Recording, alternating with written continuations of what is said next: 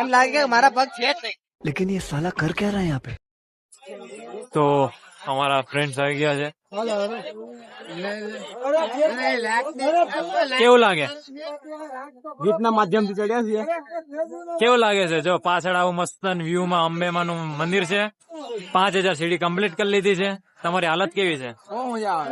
બહુ મજા આવે. હજી 5000 સીડી બાકી છે. શું લાગશે? ચડી શકશો? અરે આરામથી. આ ભાણાભાઈ આવી ગયા છે. હું ભાણાભાઈ હાલત ટાઈટ છે કે હું? હજી 5000 ચડવાની છે. શું લાગે?